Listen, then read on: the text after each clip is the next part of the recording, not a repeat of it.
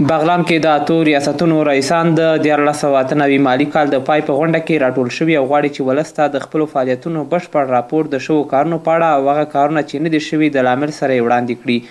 بغلان کې د سیمه ییزو ارګانونو همغږی کوونکی عبدالحلیم صفدري وایي چې د دې ولایت په یو شمېر سیمو کې د حکومت مخالفه ډلې د پرمختیایي کارونو پر وړاندې خنډونه جوړوي. چالش‌هایی که در فرارای تطبیق پروژه‌ها در حکومت است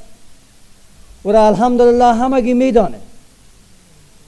سنگ‌اندازی‌های سیاسی چه از خارج و چه از بیرون به خاطر فلج ساختن نظام حکومتداری خوب هر روز حمله آور میشه، قسمی که در اواخر ما و شما شاهد از او هستیم. ولی افسوس به ایست که این سنگ‌اندازی‌ها نگذاشت ملت ما قد بلند بکنه، پیشرفت و ترقی داشته باشه. د اتو ریاستونو ريیسانو خپل راپورونه وړاندې کړل، خو د خلکو له نیوکو سره مخ ريیسان ځانونه له ټولو نیمګړتیاو پاک په دغه غونډه کې شمیري او ټینګار لري چې د زیاتو ستونزو په شتون کې ډیر کار کړی دی. طبق پلان عملیاتی برنامه‌های آگاهی عامه از طرف مسئولین برنامه‌های معارف، مکاتب، ملا امامان مساجد و اعضای فعال شوراها و اولیای شاگردان مکاتب راه اندازی که در نتیجه جذب 49680 تن اطفال خارج از مکتب در سطح 4 برنامه تعلیمات عمومی، تعلیمات اسلامی، تربیه معلم و برنامه سوادآموزی شامل مکتب تحت پوشش تعلیم و تربیه قرار گرفتند. طبق پالیسی ها و استراتژی و دیدگاه ها و ماموریتی که داره از اهداف استراتژیکش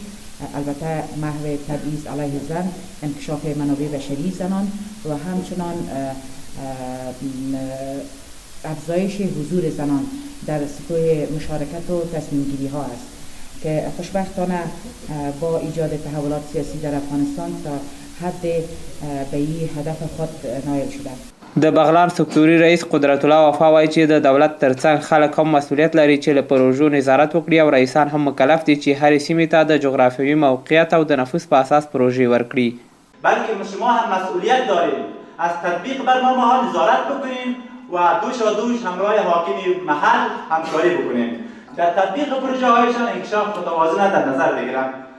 مسئولین وایي دا غونډې به د پروژو او د رئیسانو په کاري برخه کې شفافیت راولي، خو د غونډې ګډونوال وایي دا ډول غونډې د نمایش تر بریده دي او هیڅ ډول ګټه د فساد د راکمولو په برخه کې نه لري. دې رقم باندې گزارشدهي دا صرف یو معنا ور دی، اصلاحات نشي راوستلی. نو د دې په خاطر باندې که دا رقم گزارشدهي دا صرف دوی د خپل ځان دپاره یو لاره وروي او اصلاحات نشي پکې راتلی چې نه فساد ادارې ورکېدی شي. د بغلان اوسیدونکي وایي چې حکومتي مسؤلین ډیری وخت ورته غونډې د فساد د راکمولو او ولس ته په یو ډول د انکشافي برنامو د نظارت حق ورکوي، خو په اصل کې خبره دا نه ده او نه هم مسؤلین په خپله کاري ساحه کې چاته دا حق ورکوي چې له پروژو نظارت وکړي. نورګل اندړوال، میلمه راډیو، بغلان.